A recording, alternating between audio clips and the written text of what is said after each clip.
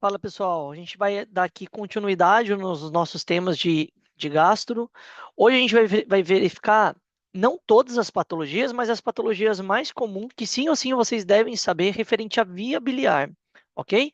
Então hoje a gente vai começar com colilitiase, sim? Hoje a gente vai ver quatro temas, que seria colilitiase, cólico biliar, colicistite, síndrome coledociano e colangites, ok? Você vai ver que vocês vão se dar conta que um tema ele é complicação do outro. Então vocês vão ver que a colicistite ela é uma complicação da colilitiase, que o paciente com cólico biliar ele tem cólico biliar porque ele tem colilitiase, e aí a gente vai definindo mais ou menos qual que é a diferença de cada patologia, ok? Mas é fundamental que vocês sabem definir o que que é a patologia, como que apresenta o paciente, como que vocês podem estudar e tratar esse paciente, porque os alunos confundem muito colelitiase com colicistite, com síndrome coledociano, então toma cuidado com isso, porque são perguntas frequentes de exame, provavelmente são perguntas que vão ser tomadas de vocês aí na prova oral dentro do hospital, porque é sumamente comum os pacientes consultarem um médico generalista no pronto atendimento com esse tipo de sintomatologia. Então, são coisas que a gente não pode deixar de saber, ok? Pessoal, o que que é colelitiase? A colelitiase nada mais é do que a presença de cálculo na vesícula biliar ou vias biliares, ok? Então, esses cálculos, dependendo da sua composição, ele pode classificar em cálculo de colesterol, em cálculos pigmentários e até barro biliar, que são microlitiases, que às vezes essas microlitiases são o que causa mais sintomatologia no paciente, porque o fato de ela ser muito pequena, ela acaba ultrapassando ali o conduto cístico e causando suas complicações, ok? Quem são os pacientes que têm fatores de risco em ter a colelitiase? São pacientes do sexo feminino, paciente obeso, paciente dispilidêmico, exatamente por conta desse cálculo de colesterol que é formado, então pacientes obeso e que tem tendência a hipercolesterolêmia, são pacientes de fatores de risco para ter a litíase biliar, pacientes gravidez, a multiparidade, paciente diabético, uso de fármacos, como por exemplo o estrógenos, anemia hemolítica. Por que que é anemia hemolítica? Porque quando rompe o eritrocito, tem a liberação de toda a parte pigmentária desse eritrocito que é rompido, como por exemplo a hemoglobina, e quando ela faz a sua composição, ela acaba gerando pigmentos que formam esses cálculos pigmentários. Pacientes também que recebem nutrição parenteral, que são aqueles pacientes que estão hospitalizados e não podem deglutir, têm nutrição parenteral de período prolongado, são pacientes também com fatores de risco em ter colilitiase, ok? Uma coisa que eu quero que vocês colocam na cabeça de vocês não é porque o paciente ele tem colilitiase que o paciente vai ser assintomático, ok? 80% dos pacientes com colilitiase são pacientes assintomáticos. Então, normalmente são pacientes que vão saber que tem pedra na vesícula devido a algum estudo de imagem, ok? Porém, outros pacientes que são 20% pode ter complicação ou até sintomatologia dessa presença de litos dentro da vesícula.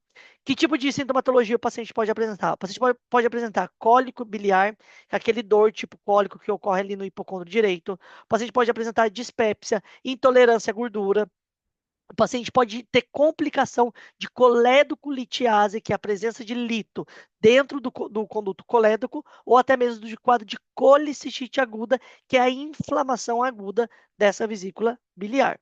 Ok? Então, uma coisa é a colilitiasis, que é a presença de cálculo dentro da vesícula, e uma coisa é colicistite, que é a inflamação da vesícula biliar devido a esse cálculo que está muito tempo obstruindo ali o infundíbulo da vesícula, ok? Então, são duas entidades diferentes, são duas formas diferentes de como vocês vão conduzir esse paciente.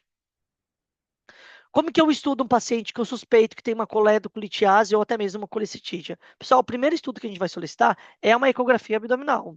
A ecografia abdominal, ela tem 85% de sensibilidade para detectar se tem algum cálculo ali naquela vesícula. E o que que você vai observar pela essa ecografia? Você vai observar a sombra acústica posterior. Então, você vai ver a presença de lito dentro da vesícula biliar, mais ou menos como se fosse essa daqui, tá vendo? Então, você tem a vesícula biliar aqui, que você vê ela anecoica na, dentro da ecografia, e você vê a presença do lito aqui com sombra acústica posterior. Então, isso daqui é uma colelitiase, é pedra dentro da vesícula, ok?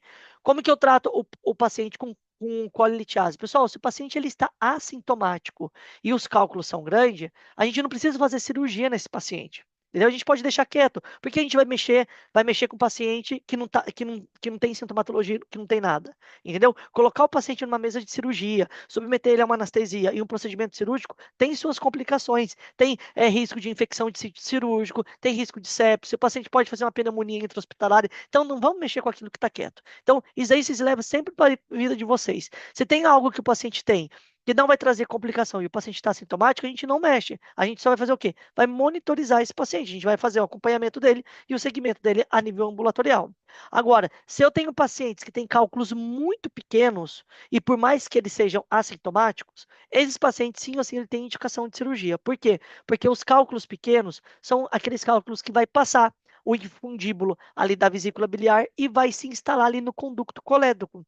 Então, o paciente ele pode ter complicações depois que vai ser o síndrome coledociano. Entendeu por quê? Porque esses cálculos muito pequenos saíram da vesícula biliar e causaram um quadro de obstrução. Então, esses pacientes eu opero. E todo paciente que tem colelitiase e tem sintomatologia, que é o cólico biliar, já são pacientes candidatos a procedimento cirúrgico, que é a colicistectomia, que pode ser a nível laparoscópica ou a céu aberto. Hoje dão preferência para fazer a colicistectomia laparoscópica, que é aquela cirurgia que é feita por câmera, exatamente por ser um estudo, por ser um procedimento menos invasivo e com menos complicações, ok?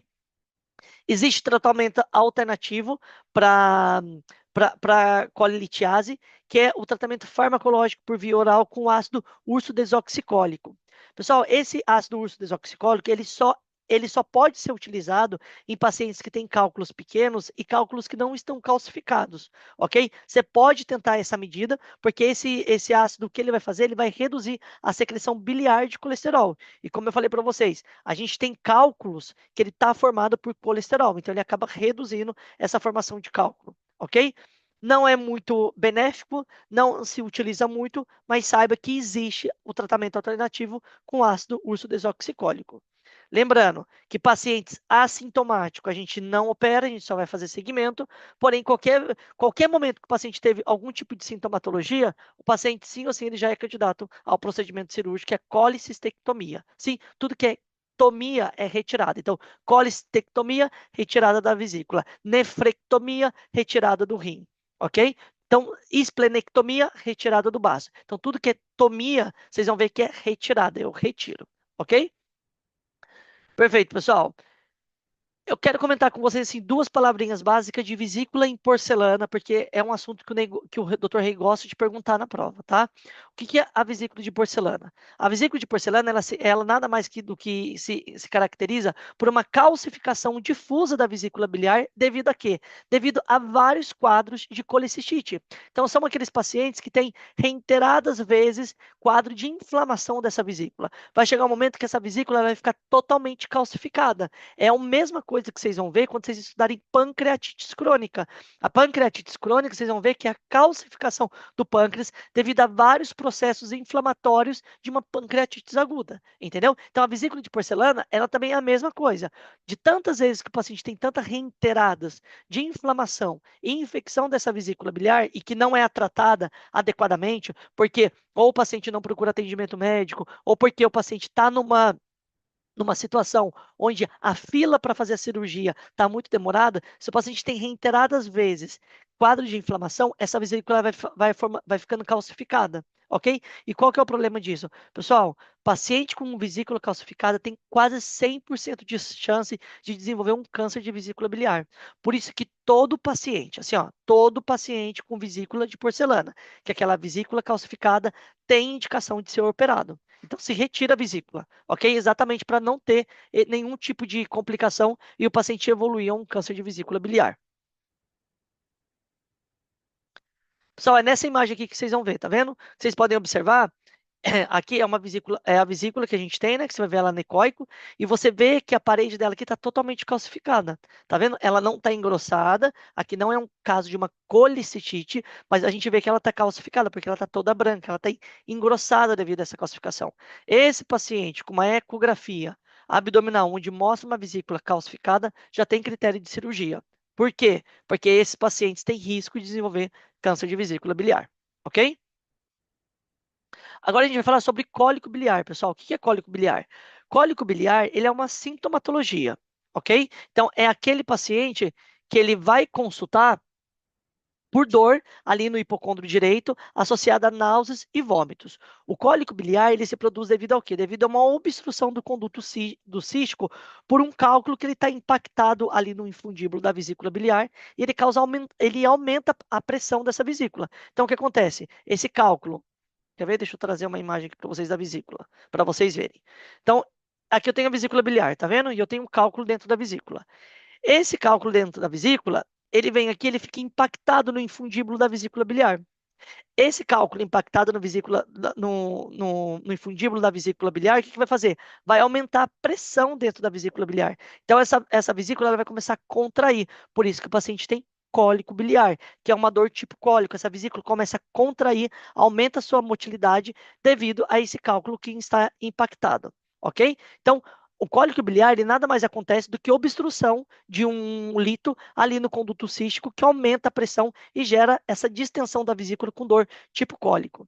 O cólico biliar ele é uma complicação da colilitiase. Então, todo paciente que tem pedra na vesícula, que é colilitiase, pode desenvolver sintomatologia de cólico biliar. Ok? Então, como que o paciente vai apresentar para vocês ali no pronto atendimento? É aquele paciente que ele vai ingressar com dor no hipocôndrio direito ou ali na região epigástrica.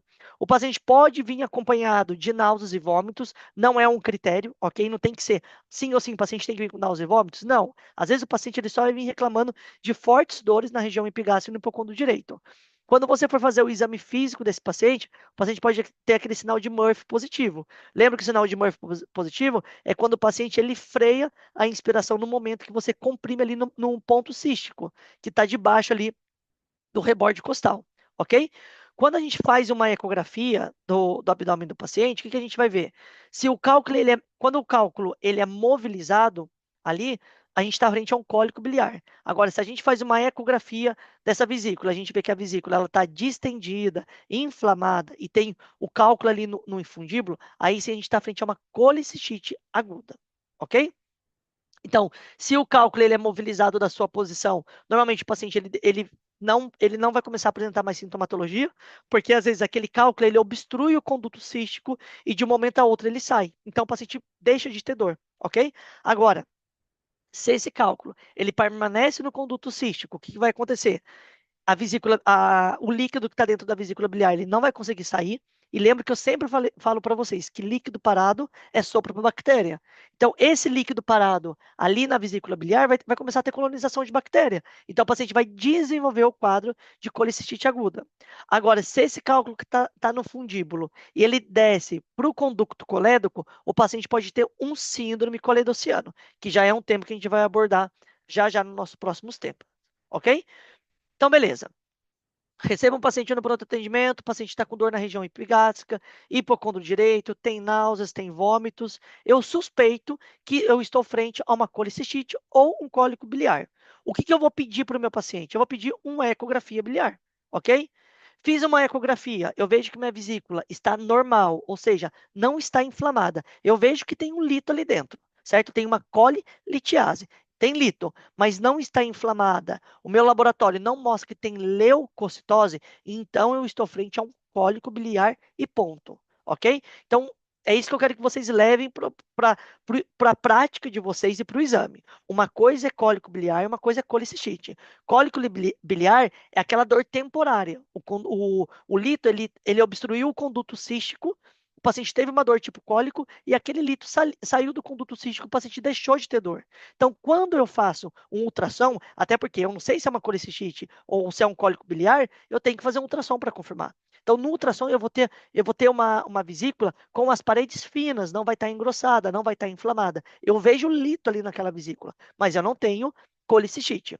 ok? O que eu vou fazer com esse paciente? Se esse paciente chega no pronto atendimento e tem muita dor, eu vou deixar meu paciente ali de observação, ele não vai comer absolutamente nada, nada, nada, nada. Por quê? Lembra que a vesícula biliar, a função dela é liberar a vesícula ali no duodeno para ajudar na emulsificação de grasa. Então, se o paciente estiver comendo qualquer coisa ali no pronto atendimento, eu vou comer uma bolacha, aquela vesícula vai contrair, porque a partir do momento em que a grasa, o alimento que tem componente graçoso chega ali no duodeno, automaticamente, por resposta fisiológica, o nosso organismo libera a colicistoquinina. A colecistoquinina é uma hormona que vai fazer o quê? A contração da vesícula biliar, permitindo que essa bilis desce para o intestino e ajuda na emulsificação de grasa. Então, por isso que eu deixo o paciente nada por boca, ok? Porque senão eu vou piorar a sintomatologia do paciente. Eu vou colocar uma via endovenosa para me administrar os medicamentos parenteral. Eu não vou deixar meu paciente ali no pronto atendimento com dor. Então, chegou meu paciente, eu suspeito de uma colicistite cólico biliar, eu deixo ele observado, eu coloco uma via periférica e eu vou administrar analgésico. Que tipo de analgésico eu posso dar para um paciente com uma cólico biliar? O que eu dou para um paciente que tem cólico? Antiespasmótico. As mulheres, quando tem cólico menstrual, não toma buscapina? Até que na Argentina tem a famosa buscapina FEM, que é a buscapina para a mulher devido ao componente de cólicos menstrual. Então, todo paciente com dor tipo cólico, eu dou um antiespasmótico. Então, eu vou dar o quê? Buscapina. Eu posso até associar anti-inflamatório ali no pronto atendimento, diclofenaco, ketorolac, ok? Se meu paciente tem componente nauseoso, aquele paciente que está vomitando muito, eu vou fazer para o paciente um antiemético. Então, eu posso dar um metoclopramida, eu posso dar um Reliveran ali no pronto atendimento, ok? Uma vez, pessoal, só lembrando de uma coisa. Isso daqui que eu coloquei para vocês está no livro do Dr. Rey, mas hoje existe estudo que existe controvérsia. Fala que, no livro do Dr. Rey fala que está contraindicado o uso de opioides e derivados, porque isso daí aumenta a contração da vesícula biliar. Hoje isso caiu por controvérsia, ok? Mas como no livro do Dr. Rey tem essa informação, eu decidi trazer para vocês. Vocês vão ver que na cursada de cirurgia, tem cirurgião que falam que frente a um paciente com colicite aguda, pode dar opioides se o paciente tem dor muito forte. Então, assim, é controvérsia. Só estou informando para vocês, porque vocês vão ver isso daí na cursada de cirurgia. Pode ser que vocês estão estudando por outra bibliografia e vão encontrar que tem pacientes que a gente pode dar opioide. Então, assim, isso daí vai depender de cada médico, de cada bibliografia que o médico estudou, ok? Se vocês estão no local onde o paciente está com muita dor e não responde ao uso de diclofenaco, não responde ao uso de antiespasmódico, eu não vou deixar meu paciente com dor. Então, eu prefiro iniciar um opioide. Opioide seria fentanilo, morfina, tramadol, ok? São medicações fortes. Acho que morfina e fentanilo é meio exagero a gente utilizar no paciente, mas um tramadol é algo que a gente pode utilizar se o meu paciente ele é refratário ao tratamento com buscapina e anti-inflamatório. Perfeito? Então, quando eu recebo o paciente, eu faço o tratamento, eu não posso esquecer de solicitar a ecografia biliar, a ecografia da abdominal. Por quê? Porque eu não sei se é um cólico biliar ou se meu paciente tem um quadro de colicistite. Ok? Então, pessoal, isso daqui que eu quero que vocês vejam. Ó. Existe uma diferença de cólico biliar e colicistite. Qual que é a diferença? O paciente que tem cólico biliar, ele tem uma dor tipo cólico, só que ele não tem leucocitose e ele não tem sinais inflamatórios da vesícula biliar. Então, quando eu faço a ecografia do meu paciente que tem ali uma dor na região epigástrica para o condo direito, como que eu sei? Ah, não, meu paciente teve um quadro de cólico biliar, mas não é uma colicistite. Pela ecografia. Porque a ecografia, o que eu vejo? Eu vejo uma ecografia onde eu tenho a vesícula biliar, que eu vejo ela necóica, eu tenho os litos dentro da vesícula, só que a parede não está engrossada. Tá vendo? Eu não tenho uma parede engrossada da vesícula biliar. Igualmente, isso daí vai vir para vocês no laudo médico, no informe médico, vai vir informado se as paredes estão espessadas ou não. E eu tampouco tenho lito aqui no conduto cístico. Então, isso daqui, provavelmente, o meu quadro que o meu paciente teve foi de um cólico biliar. É um paciente que, depois que eu faço a analgesia dele ali no pronto atendimento, meu paciente melhora, é um paciente que vai de alta médica, só que vai de alta com interconsulta com cirurgia, por consultório externo, entendeu? Por quê? Porque já é um paciente, lembra que eu falei que todo paciente que tem colilitiase e está sintomático, ou seja, teve algum quadro de cólico biliar, já é um paciente candidato à cirurgia. É uma cirurgia de emergência? Não, é uma cirurgia eletiva. Entendeu? Então, esse paciente ele está bem, eu melhorei a dor dele no pronto atendimento, ele vai de alta médica e eu já deixo ele já com indicação, né? Informar para ele que ele precisa fazer dieta, que ele vai ter que evitar comer alimentos graçosos, pizza, hamburguesa. Por quê? Porque qualquer alimento gorduroso que chega ali no duodeno vai fazer contração da vesícula. E o risco desse lito se desprender e vir para o conduto cístico é alto. Então, eu vou dar alta para o meu paciente com indicação de dieta e já vou dar indicação para ele de interconsulta com cirurgia por consultório externo, porque é um paciente que vai ter que programar uma cirurgia. Então, é uma cirurgia eletiva. Perfeito?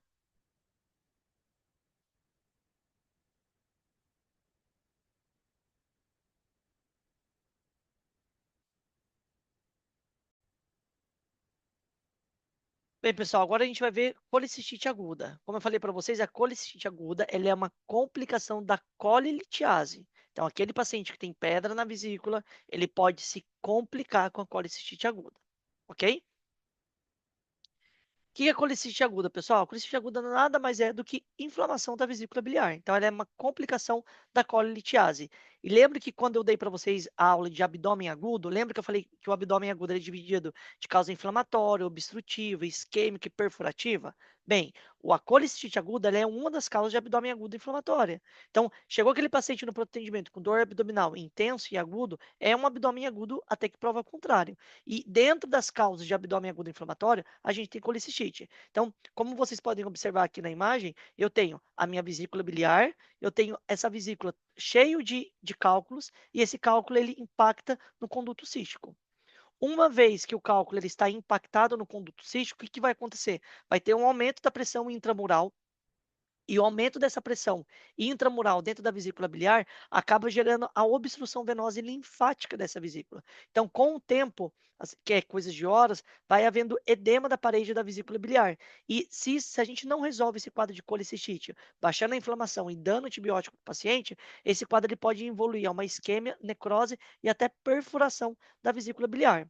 No início, quando o conduto cístico ele está aqui obstruído, e ocorre acumulação de bilis aqui, a gente fala que é uma infecção, que tem uma infecção por bilis estancada. Então é um fenômeno mais estéril, porque não dá tempo ainda de ter colonização de bactéria. Só que com o passar das horas ou até mesmo de dia, esse líquido parado dentro da vesícula começa a ter a colonização de bactérias. E que tipo de bactéria pode colonizar aqui? Principalmente as gram-negativas. Então pode ter Klebsiella, pode ter enterococo, pode ter a Escherichia coli e pode até ter mesmo colonização de anaeróbios, que são aqueles bacterioloides frágeis, que ele acaba gerando a produção de gás. Então, se eu tiver, por exemplo, a colonização de bactérias produtoras de gás, eu posso ter um quadro de colicistite gangrenosa e até quadro de colicistite enfisematosa. A enfisematosa é devido à produção de gás. Então, quando eu faço ultrassom aqui do paciente, além de eu ver um quadro de vesícula inflamada,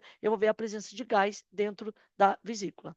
Okay? Então, eu posso ter colicistite aguda, que pode se complicar com colicistite gangrenosa e enfisematosa. Não é à toa que todo paciente com colicistite aguda, quando eu interno ele, eu vou fazer antibiótico. Que antibiótico eu dou? Eu vou dar um antibiótico, eu vou pegar gram negativo, normalmente entra com ceftriaxona, junto com metronidazol, porque o metronidazol eu pego anaeróbio, entendeu? Então, de início, a infecção da vesícula é estéril, mas com o passar do tempo, esse líquido parado vira sopa para a bactéria e acaba tendo a colonização, ok? Pessoal, eu tenho dois tipos de colicistite. Eu tenho colicistite litiásica, que é aqueles 90% dos casos que a gente vai fazer o atendimento, e a colicistite litiásica, ela ocorre por enclavamento de um lito ali no conduto cístico. Então, ele é dado pela pedra. Quando a gente fizer a ecografia ali da parede abdominal do paciente, o que a gente vai observar é que eu tenho a presença de um lito que está obstruindo o conduto cístico.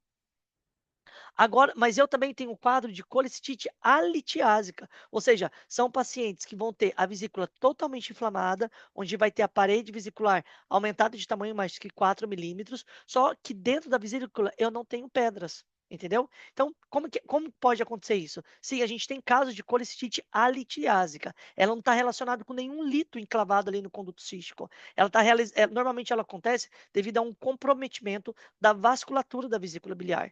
E quais são os pacientes que podem ter colicistite litiásica? São pacientes que têm compromisso mesmo da vasculatura. Então, pacientes diabéticos, pacientes sépticos, pacientes em pós-operatório, pacientes queimados, com traumatismo.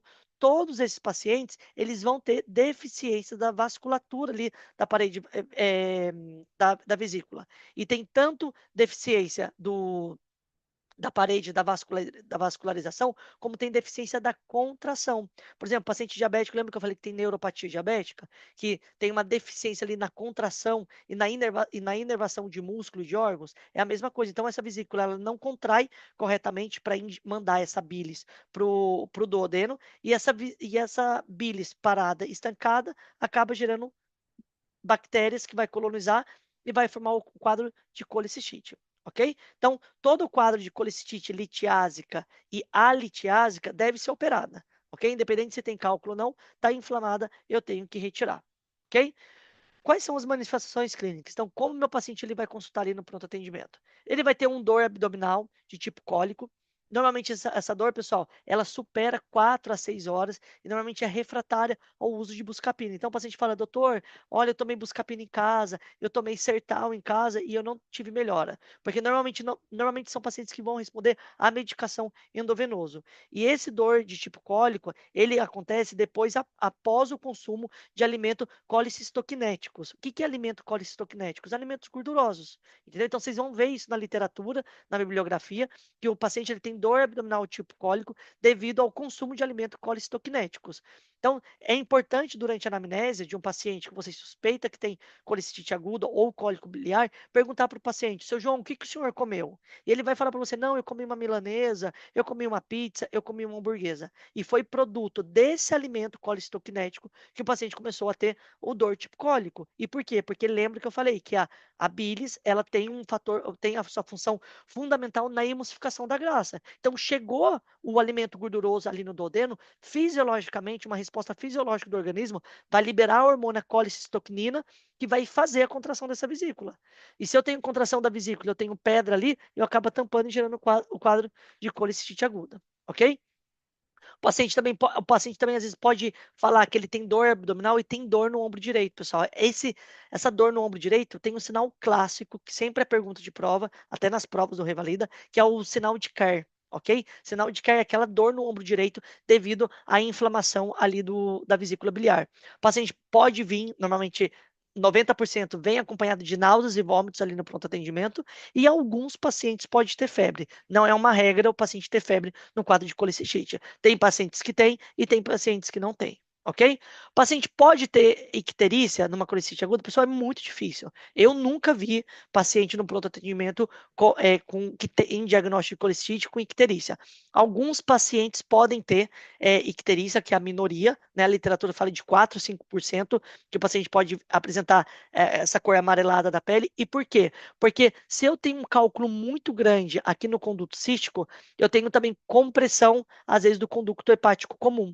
Então, por isso que o paciente vai ter um quadro de icterícia, que chama síndrome de Merise, que é um tema daqui a pouquinho que eu vou passar para vocês, ok? Então, lembra que síndrome de Merise não é nenhuma doença. É um paciente que tem ali um lito no conduto cístico que é muito grande e acabou comprimindo o conducto hepático comum e gerou essa icterícia, ok? Então, lembra, típico clínica de pacientes com colicite, dor abdominal de tipo cólico, localizada na região epigástrica ou hipocôndrio direito. O paciente pode referir dor ali no ombro direito, que é um sinal de Kerr, pode vir acompanhado de náuseas e vômitos, normalmente são de vômitos alimentícios, e o paciente também pode apresentar febre, mas não é uma regra, ok? Então, pessoal, essa é a imagem que eu quero que vocês guardem do quadro de paciente com colicite aguda. Então, predomina em quem? Em mulheres, certo? Que é mais comum. E ocorre depois de alimentação rica em gordura. E normalmente é uma dor que dura mais de 6 horas. Uma dor que dura mais de 4 a 6 horas. E normalmente é refratário aos antiespamóticos. Ok? Então, lembra dessa imagem. Quando falarem de colicite aguda, como que apresenta o paciente, vocês vão falar que são aqueles pacientes que apresentam dor na região epigástrica por conta direito de tipo cólico, que pode vir acompanhado de náuseas e vômitos, e ocorre normalmente após a ingesta de alimentos gordurosos, né, que chama, o termo técnico chama colicistoquinéticos, ok? Pessoal, no exame físico, né? Lembra, eu recebi o paciente, eu faço uma boa anamnese. Seu João, o que que o senhor tem? Há quanto tempo que o senhor está com náuseas e vômitos? Como que é a dor? Qual que é a característica da dor? Lembra da lista, toda aquela anamnese que a gente faz para o paciente. Depois a gente vai partir para o quê? Para o exame físico. Então a gente coloca o paciente deitadinho na maca, o médico sempre à direita do paciente, a gente vai proceder com a inspeção abdominal do paciente, palpação e percussão. Lembra das manobras que a gente tem que fazer? Se eu suspeito que o paciente ele tem um quadro de colicistite ou de cólico biliar, eu vou fazer aquela manobra do sinal de Murphy. Então, eu vou comprimir o conduto cístico e se meu paciente ele freia a inspiração no momento dessa manobra, eu falo que o sinal de Murphy é positivo, ok? Tem pacientes que, se o paciente ele se complica porque a vesícula biliar perfurou, lembra que o paciente pode fazer aquele quadro de peritonite generalizada. Lembra que quando eu dei para vocês o quadro de peritonite, eu falei que a peritonite ela pode ser primária, secundária e terciária. Nesse caso, seria uma peritonite de causa secundária, porque é secundário a perfuração da vesícula biliar. Então, o paciente vai ter aquele abdômen tábua, rígido, febril, ok? E o paciente também ele pode vir apresentar quadro de obstrução intestinal.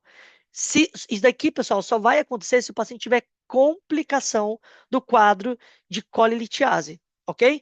Por quê?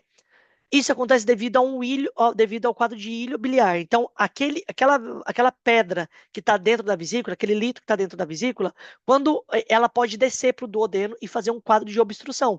Por quê? Porque esse líquido ele acaba ficando ali naquela válvula ilho-secal. Então, as fezes que estão no intestino delgado não conseguem passar para o intestino grosso. Então, o paciente pode ter um quadro de ilho biliar. Ok? Isso daqui é muito típico de pergunta de cirurgia que vocês vão ver no próximo ano. Mas tem no livro do Dr. Rei, então eu já quero que vocês saibam para vocês irem se familiarizando com o tema. Mas, principal, eu quero que vocês saibam que no exame físico de um paciente com colicite é o sinal de Murphy positivo.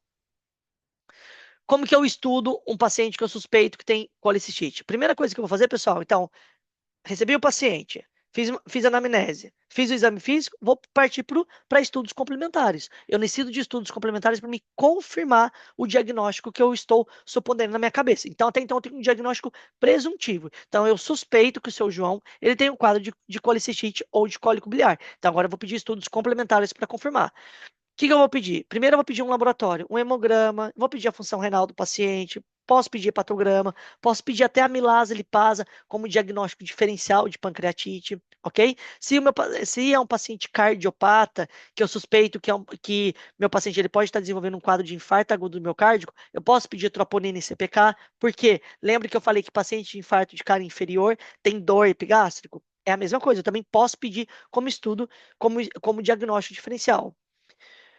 E vou pedir um estudo de imagem. Por quê? Porque eu necessito ver a vesícula. Dentro do pronto atendimento, pessoal, o que a gente mais utiliza é a ecografia abdominal, que a gente até dá o nome de ecografia hepato-bilio-pancreática. Por quê? Porque eu quero ver principalmente esses três órgãos.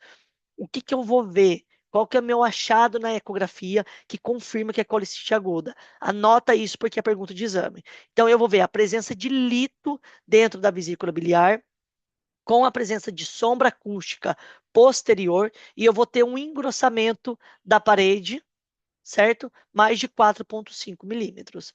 Lembrando que se for uma colicistite litiásica, eu vou ter o lito ali encravado no conduto cístico. Mas eu também posso ter um quadro de colicistite alitiásica, onde eu vou ter o quê? Eu vou ter um engrossamento, um espaçamento da vesícula biliar, só que eu não vou ter o lito ali dentro da vesícula. Ok? Então, a minha ecografia pode dar dois quadros, uma colicistite alitiásica ou uma colicistite aguda alitiásica, ok?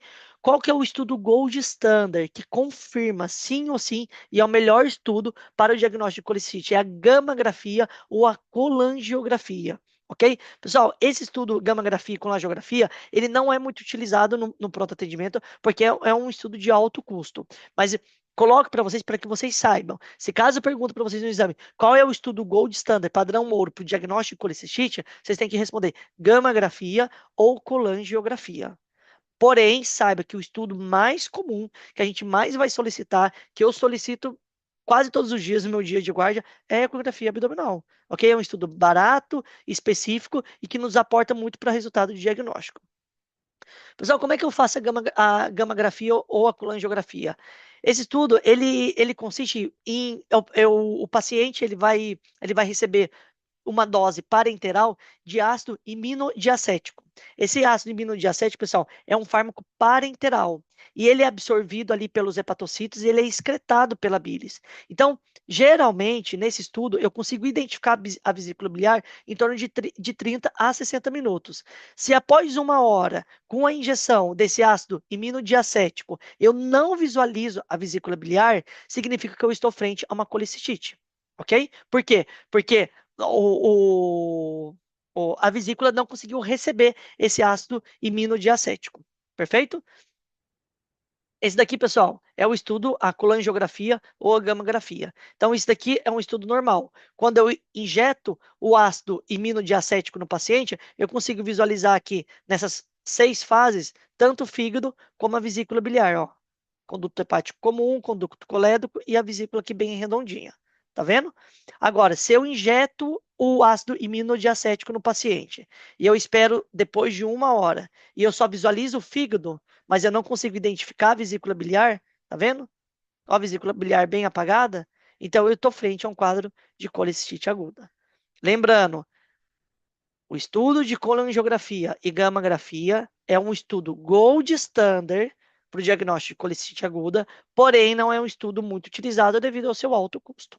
Perfeito? Como que eu trato o paciente com colicite aguda? Recebi o paciente, então, com dor epigástrica, dor hipocôndrio direito, tem náuseas, tem vômito. É um paciente que durante a anamnese ele refere que consumiu alimentos com gordura elevada e eu suspeito que é um quadro de cólico biliar ou colicite aguda, eu vou pedir um ultrassom, né, uma ecografia abdominal e o laboratório para o paciente. A ecografia abdominal me mostrou que é uma colicistite aguda, litiásica ou alitiásica, eu faço a internação do meu paciente. Esse paciente se interna. Então, eu vou internar o meu paciente. Esse paciente não vai receber nada por boca. Por quê? Porque se o paciente receber alguma coisa por boca, vai contrair a vesícula e vai piorar a dor do paciente. Eu vou colocar uma via periférica para administrar os medicamentos, porque é um paciente nauseoso, que está vomitando o tempo todo. Vai adiantar eu dar uma medicação por via oral para ele? Não, ele vai vomitar, ele vai soltar esse remédio. Então, eu tenho que dar uma medicação endovenoso. Eu tenho que diminuir a dor desse meu paciente, pessoal.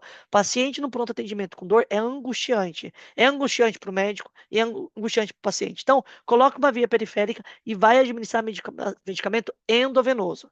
Eu posso administrar tanto o analgésico, então eu posso dar antiespasmódico, como buscapina, posso dar ranitidina, e posso dar opioides como tramadol em casos muito elevado e posso dar o antieméticos, que são para pacientes que estão com quadro nauseoso, com causa de vômito. Tudo isso eu preparo tudo numa solução fisiológica, pessoal. Eu pego uma solução fisiológica de 500 ml ou de 250 e peço para a enfermeira colocar ampola de buscapina, de anti-inflamatório ou de tramadol e até mesmo junto metoclopramida. Então eu faço um combo de remédio e mando administrar endovenoso. Eu melhoro a sintomatologia do meu paciente. E depois eu estudo e vejo como eu vou conduzir esse caso, ok? Então, internei, coloquei via periférica, estou fazendo uma hidratação parenteral, até porque se meu paciente está vomitando muito, ele está perdendo líquido, ele está perdendo eletrolitos, então eu vou repor tudo isso e vou iniciar um antibiótico. Vou iniciar o quê? Ceftriaxona com metronidazol. Por quê? Lembra que eu falei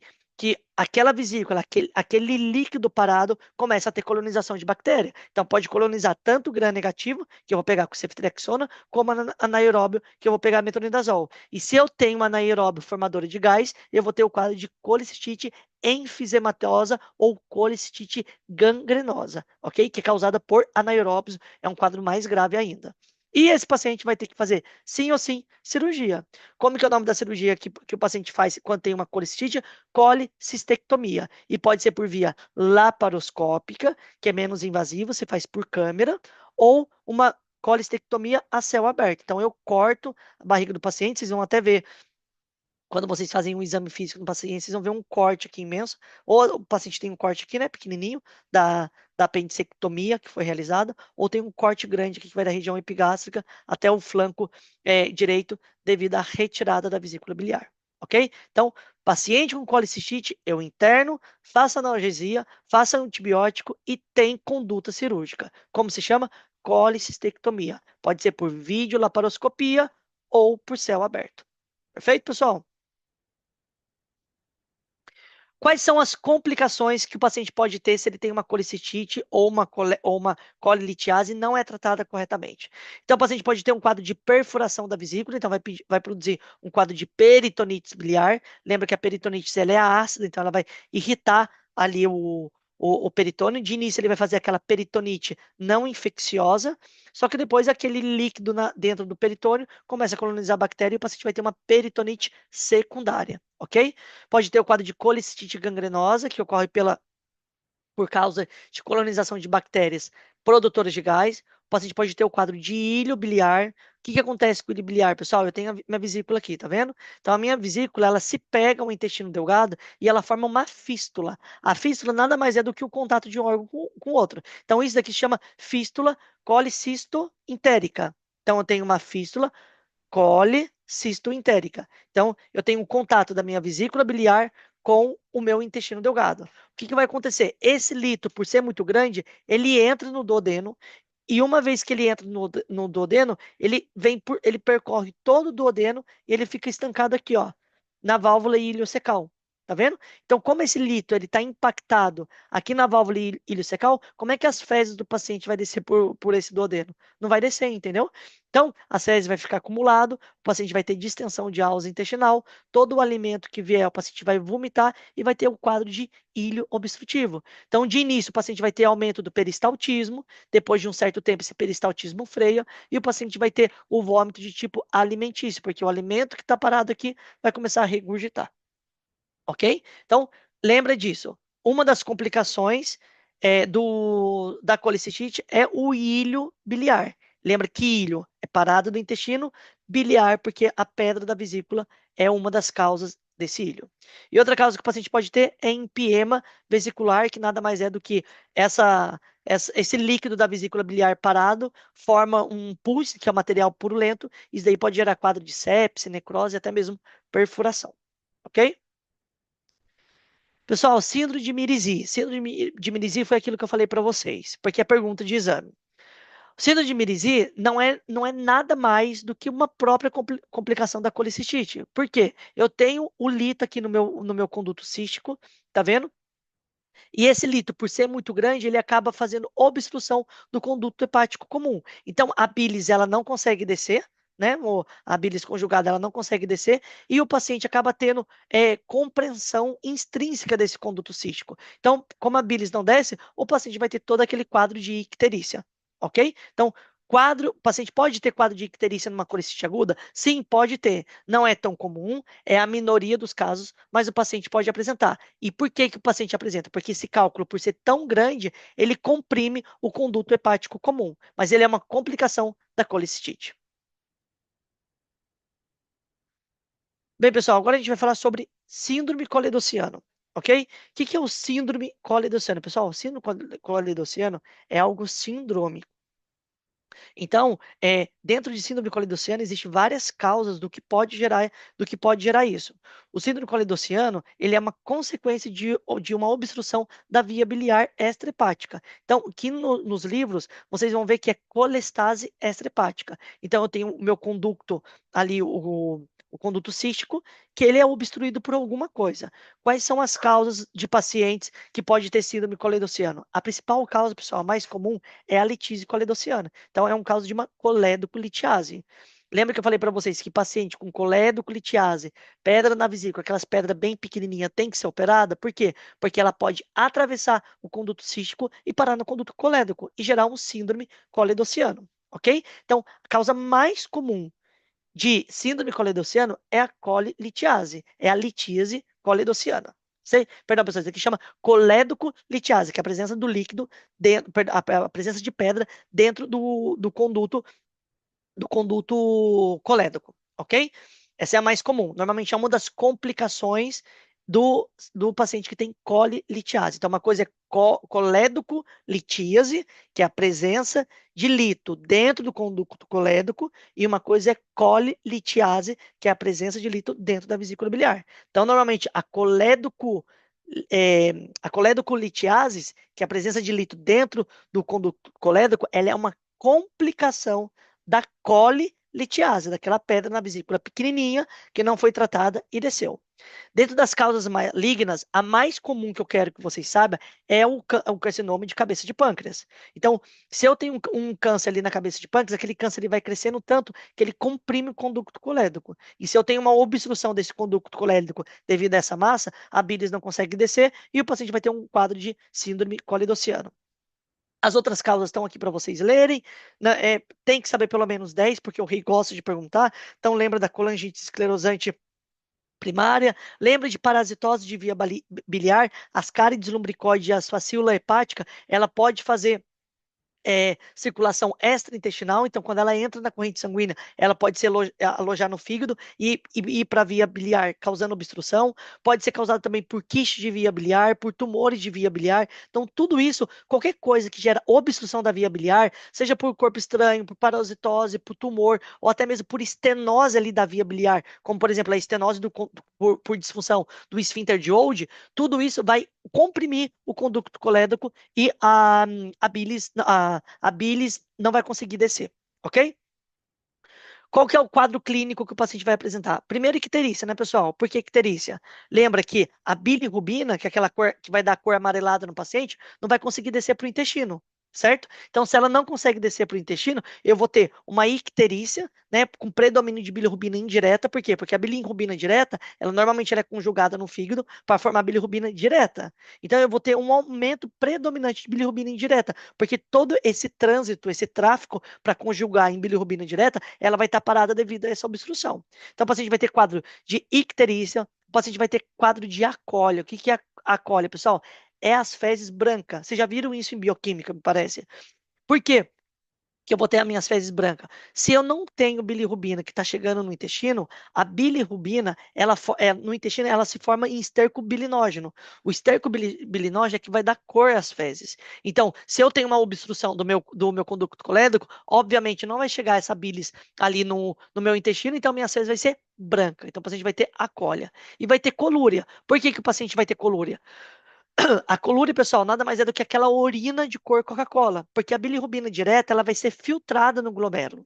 Então, por ser filtrada no glomérulo, eu vou ter a presença de uma urina de cor Coca-Cola. Quando vocês pedem até uma urina completa para o paciente, vai ver lá bilirrubina positiva no exame de urina do paciente. O paciente pode ter quadro de prurito, que é aquela coceira por todo o corpo. Por quê? Porque a bilirrubina ela é tóxica ali para a pele do paciente. Então, o paciente ictérico vai estar o tempo todo coçando. Você vai ver que o paciente, vocês vão ver dentro do hospital aqueles pacientes com síndrome ictéricos, vão ficar o tempo todo coçando a pele. Por quê? Porque paciente ictérico que tem bilirrubina elevada é irritativa para a pele. O paciente pode ter quadro de esteatorreia. Por que que vai ter esteatorreia? Porque a bilis é responsável por fazer a emulsificação da grasa. Então, se eu não consigo digerir a grasa, o paciente vai ter quadro de esteatorreia. Pode ter deficiência de absorção de vitamina A, D, E e K. Por quê? Porque essas vitaminas, para serem absorvidas, necessita da bilis que vai atuar ali na emulsificação da grasa. Então, que alteração vocês podem esperar do paciente? Se a minha bilis, a função dela é emulsificar a grasa, é ajudar na absorção de proteína, se eu não tenho bilis, tudo isso vai estar afetado, ok? Como que eu estudo um paciente que eu suspeito que tem um síndrome colidossiana? Então, beleza. Chegou lá para vocês a dona Maria.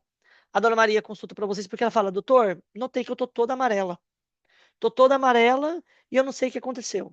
Vocês vão começar a perguntar para a Dona Maria, a senhora teve febre? Essa icterícia apareceu há quanto tempo? Foi de um momento a outro? Ou foi progressiva? A senhora viajou para algum país? Teve febre? Por quê? Porque quadro de hepatites também pode dar icterícia. Então, tudo isso eu vou formulando durante a minha anamnésia. Dona Maria, as fezes da senhora tá branquinha? A urina da senhora tá escura? Se ela fala assim, olha, minha fezes está bem branca, tá bem branca mesmo, uma cor que nunca estava antes, minha urina tá muito amarelada, pronto, você tem a tríada perfeita para pensar no síndrome colidossiano. Então você tem a Dona Maria com icterícia, acólia e colúria. Se ela referir para vocês que essa icterícia está gerando coceira, mais um ponto positivo. Só que normalmente os pacientes não vão apresentar esse quadro, entendeu? A tríada perfeita do síndrome do colidossiano é a icterícia, acólia e colúria. Perfeito? Ok, suspeitei que eu tenho um síndrome cole-do-ciano, como é que eu vou estudar esse paciente? Pessoal, eu preciso descobrir o que está obstruindo, o que está tampando o meu conducto colédoco. É um lito? É um tumor? É um tumor de cabeça de pâncreas? É um tumor de via biliar? Será que eu tenho um parásito ali na via biliar? Um ascarides lumbricoides? Uma fascícula hepática? Será que eu tenho disfunção do meu conducto de Olde? Entendeu? Então, vocês vão começar a formular hipótese diagnóstica através de um quadro sindrômico. Então, o síndrome coledociano é aquele paciente ictérico que na anamnese vocês vão identificar a cole e colúria. Ponto. Identifiquei isso. O que, que eu tenho que perguntar como médico? Qual que é a causa disso daí? Eu tenho várias causas de síndrome coledociano. Então, eu vou estudar esse paciente. Ok. O que, que vocês vão pedir? Primeiro, laboratório, hemograma, função renal, hepatograma, TGO, TGP, bilirrubina total, bilirrubina direta, indireta, fosfatase alcalina, gama GT. Pode pedir uma urina completa para o paciente, ok? Então, tudo isso aí vocês vão solicitar. Obviamente, no laboratório, vocês vão verificar que a bilirrubina do paciente está elevada, bilirrubina total, há predomínio de bilirrubina indireta, só que isso daí vocês não vão conseguir confirmar o diagnóstico, então vocês precisam de um estudo de imagem. Então vocês podem solicitar uma tomografia abdominal ou até mesmo uma ecografia hepato, bílio, pancreática e de vias biliares. A ecografia, pessoal, normalmente é o estudo mais acessível que a gente tem em todo pronto atendimento. Então, normalmente acaba sendo o primeiro estudo que a gente vai solicitar. A gente solicita a ecografia hepato, bílio, pancreática, buscando o quê? Buscando se eu tenho um lito ali no meu conducto colédoco, entendeu? Se eu tenho uma massa ali na minha cabeça de pâncreas, se eu tenho algum corpo estranho ali naquela via biliar. Então, eu vou pedir ecografia hepato-biliopancreática. Porém, o melhor estudo para a gente solicitar frente a um paciente com síndrome coledociano é a colangio-ressonância magnética e a CPRE. A CPRE, pessoal, memorize esse nome. Colangio-ressonância magnética e CPRE. CPRE é uma abreviação, ela significa colangiopancreatografia endoscópica retrógrada. Sim, eu sei, parece um palavrão, mas se familiariza com essa palavra, porque vocês vão voltar a ver esse tema inúmeras vezes em cirurgia, na final de carreira, para um revalida e aí em diante, ok? Então, o que é a colangiorressonância magnética? Nada mais é do que eu levo o paciente para o centro cirúrgico e eu vou injetar um contraste na via biliar. O que, que eu tenho que ver quando eu injeto contraste? Eu tenho que ver que a minha via biliar, o contraste chega por toda a sua parte. Tá vendo? Se eu injeto contraste na via biliar e eu vejo áreas onde o contraste não passou, é porque eu tenho obstrução da minha via biliar. Ou da minha via biliar ou do meu conducto colédoco. Aí eu vou identificar se é um lito, se é uma massa, se é um parásito. Entendeu? Então, a colangio-ressonância magnética vai determinar a causa da obstrução. E a CPRE, que é a colangiopancreatografia endoscópica retrógrada, eu utilizo ela tanto como conduta diagnóstica como com conduta terapêutica. É um estudo, pessoal, que eu entro ali pela ampola do duodeno e eu chego no conduto colédoco através de uma câmera e eu consigo identificar o que tem ali, se é uma massa ou se é um lito. Se é um lito, eu já consigo retirar por essa CPRE. Por isso que a gente fala que a CPRE ela é tanto diagnóstica como terapêutica. Pessoal, como que eu trato um paciente com síndrome de coledociano? Pessoal, o paciente com síndrome de coledociano, eu interno porque eu tenho que estudar esse paciente e é um paciente que necessita de avaliação por cirurgia, porque é a cirurgia que vai definir a conduta terapêutica. Eu necessito tratar a causa, entendeu? Então, normalmente, a gente, como médico generalista, frente a um paciente com síndrome de coledociano, a gente identifica, a gente trata de buscar a causa e uma vez que a gente busca a causa, a gente pede avaliação por cirurgia, porque é eles que vão definir, não mais a gente, entendeu? Então, se o paciente tem um tumor de cabeça de pâncreas, você vai ter que fazer a ressecção desse tumor de cabeça de pâncreas. Se o paciente tem uma colédoco-litiase, que é a presença de líquido dentro do conduto colédoco, o paciente vai fazer uma CPRE, que é aquela colangiopancreatografia endoscópia retrógrada, na intenção de remover esse lito, entendeu? Se o paciente tem um parásito, a gente vai administrar antiparasitário, ou até mesmo procedimento para arrancar esse parásito da via biliar, e aí por diante, ok? Então lembra que síndrome de coledociano é algo sindrômico. Qual que é a tríada de consulta do paciente? Icterícia, acólia e colúria. Como que eu estudo o paciente com síndrome coledociano, que eu suspeito? Laboratório, principalmente a função hepática do paciente, e eu preciso de um estudo de imagem para determinar a causa da obstrução. Então, eu posso solicitar uma ecografia abdominal, posso solicitar uma colangio-ressonância magnética, que é um estudo bastante específico, e posso solicitar a CPRE, que a CPRE vai ser tanto diagnóstica e também pode ser terapêutica. Ok? Pessoal, eu quero falar para vocês sobre vesícula palpável e não dolorida. Por quê? Porque isso é pergunta de Dr. Rei no exame, certo? Então, quando você procede com o exame físico do paciente, por exemplo, tem a dona Maria lá que ela chega para vocês que ela está ictérica e você faz o exame físico nela, você apalpa a vesícula e a vesícula não dói, isso é muito sugestivo que você está frente a um paciente com carcinoma de cabeça de pâncreas ou carcinoma de colédoco, ok? Vocês vão conhecer isso como sinal de Courvoisier-Terrier. Sim, parece um palavrão, mas se familiariza com esse nome porque são coisas que vai sempre aparecer para vocês no exame da prova da faculdade, da prova do Revalida, ok? Então, síndrome de Courvoisier é aquela vesícula palpável, não dolorida e que é muito sugestivo de carcinoma de cabeça de pâncreas ou carcinoma de conducto colédoco, perfeito? Bem, pessoal, então agora a gente vai falar sobre colangites infecciosa. A colangite infecciosa nada mais é do que uma complicação do síndrome coledociano.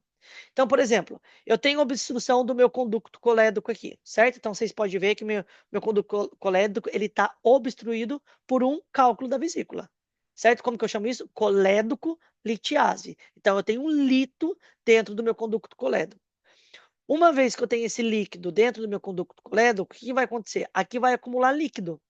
Perdão. Uma vez que eu tenho um líquido, uma pedra, um lito, obstruindo o meu conducto colédoco, o que eu vou ter acumulado aqui? Líquido. Líquido do quê? Da bilis. Então, essa bilis parada nesse conducto colédoco, ela vai começar a ter colonização de bactérias, tanto de gram negativa como de gram positivo, de anaeróbios, e eu vou estar frente a um quadro de colangite infecciosa. Então, líquido parado é sopro para bactéria. Eu tenho meu conducto colédoco ali obstruído, seja por um lito, seja por um carcinoma de cabeça de pâncreas, seja por um tumor de via biliar, esse líquido parado vai virar sopa para bactéria e eu vou ter um quadro de colangite infecciosa. Esse quadro de colangite infecciosa, essa infecção, ela pode ascender, então ela pode vir para a vesícula biliar, ela pode ir para o fígado e pode causar microabscessos e o paciente pode evoluir a sepse, ok?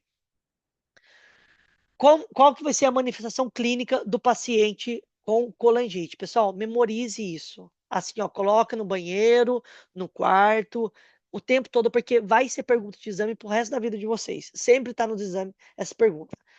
Quadro típico clínico do paciente com colangite é a tríada de Charcot ou a pêntara de Raynaud. Uma das duas, ok?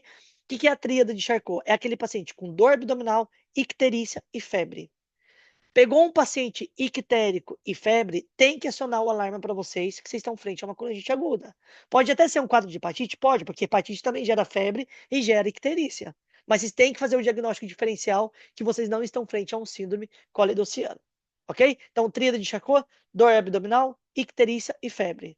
E o paciente pode ter a pêntade de Raynaud, que a perda de Raynaud nada mais é do que são cinco sintomas e sinais que você vai observar no paciente, que é a dor abdominal, icterícia, febre, e vocês vão adicionar dois itens a mais, que é confusão mental e hipotensão. Por quê? Porque o paciente aqui está fazendo um quadro séptico.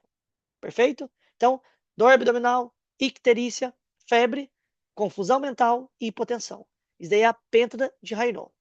Como que eu trato o paciente que tem quadro de uma colangite infecciosa? Primeiro, pessoal, interne esse paciente. Vou internar o paciente na enfermaria ou na terapia intensiva, vou colocar uma via periférica, vou fazer uma administração de plano parenteral, solução fisiológica ou ringer lactato, vou administrar analgesia para a dor desse paciente e sim ou sim eu tenho que entrar com antibiótico. Por quê? Porque é um quadro infeccioso. Se eu não tratar rapidamente essa colangite infecciosa, ela vai evoluir a microabscesso e o paciente vai evolucionar para o quadro de sepsis.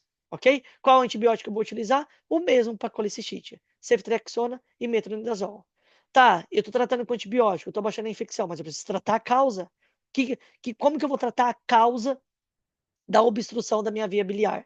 Pessoal, normalmente eu vou fazer a drenagem dessa via biliar por CPRE, lembra que eu falei para vocês que a colangiopancreatografia endoscópica retrógrada, ele é um método tanto diagnóstico como terapêutico. Então isso daqui é uma CPRE, tá vendo? Então eu entro aqui pelo duodeno do paciente com a câmera, tem uma câmera e tem uma pinça ali na ponta. Uma vez que eu vejo o lito aqui no conduto colédoco, eu eu agarro esse conduto, eu agarro esse lito e eu retiro novamente pela CPRE. Então eu tenho que fazer desobstruir, né? Eu tenho que fazer drenagem da via biliar. Eu tenho que tirar ali o que está tampando. Entendeu? Existem várias maneiras de fazer drenagem da via biliar. Pode ser por CPRE, pode ser, por exemplo, por colocação de túbulo de Kerr. Só que isso são temas que vocês vão aprofundar em cirurgia. O que eu quero que vocês saibam para colangite aguda é paciente com colangite aguda. Qual é a clínica que vocês precisam saber, que é a tríade de Charcot e a pentatlone de Raynaud, como que eu diagnostico e como que eu trato. Eu interno, nada por boca, analgesia, eu faço antibiótico e é drenagem da via biliar. Se vai ser por CPRE ou se vai ser por túbulo de Kerr, isso daí quem vai definir é o serviço de cirurgia, ok? Vocês o que precisam saber é isso, que o síndrome, que a colangite, ela é uma complicação do síndrome coledociano por essa bile estar estancada no conducto colédoco. Ok, pessoal? Pessoal, então isso daqui, memorize, tríada de Charcot, dor abdominal, febre icterícia e pêntlone de Raynaud. Dor abdominal, febre icterícia, alteração do estado mental e hipotensão. Que isso aqui eu estou falando de um quadro séptico. É aquele paciente que tem sepse, ok? Pessoal, qualquer dúvida, consulta, estou à disposição. Vocês têm o meu número de telefone. Espero que vocês tenham um bom estudo e tenham aproveitado a aula. Um abraço.